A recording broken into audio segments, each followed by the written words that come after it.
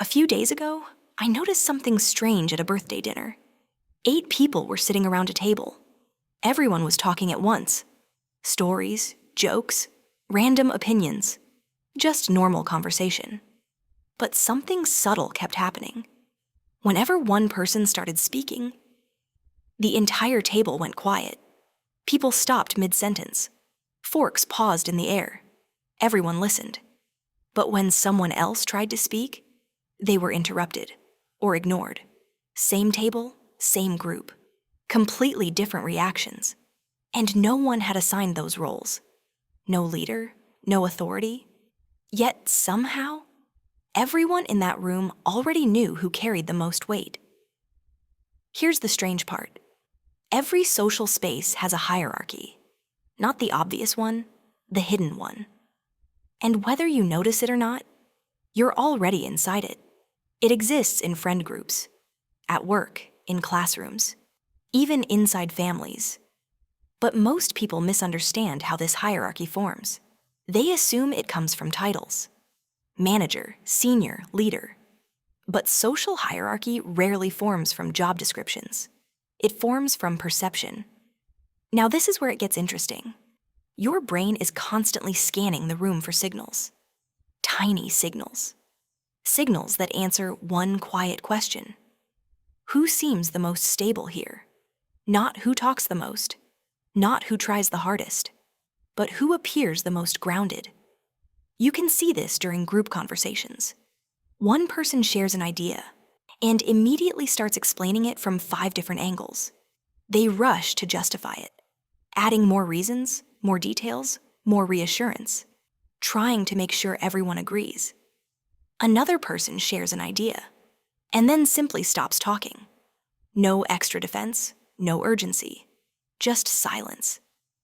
And strangely, people often respect the second person more, not because the idea was better, but because certainty feels different than persuasion.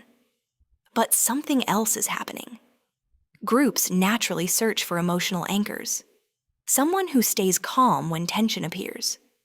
Someone who doesn't rush to defend themselves. Someone who remains steady even when the conversation shifts. That person becomes a reference point. No announcement, no title. But people begin orienting around them. You'll notice this in conversations. If a grounded person laughs, others laugh louder. If they pause, the room often pauses with them. Their reactions quietly shape the energy of the group. That's social gravity. And the interesting part is, people with the most influence rarely try to control the room. They control themselves. They don't rush their words. They don't chase agreement. They don't panic when silence appears. And that restraint creates authority. And this is the mistake most people make. They think influence comes from proving themselves. So they talk faster, explain more, add extra details, trying to secure approval from the room. But those extra signals send a hidden message. They say, I need you to agree with me. And the moment someone appears to need agreement, their perceived status quietly drops. Because in social dynamics, approval seeking lowers authority, while emotional stability raises it. Here's the shift most people miss. The people who rise in social hierarchies aren't always the loudest or the most dominant. They're often the ones who appear the least reactive. They speak clearly, pause comfortably, and allow silence to exist. Because calm behavior sends a message the brain understands instantly. This person is stable, and stability quietly raises your position in the room. Over time, people start treating you differently. They interrupt you less. They listen more carefully when you speak. They hesitate before challenging you. Not because you demanded authority, but because you signaled it. And in social dynamics, the strongest signals are rarely loud. They're controlled.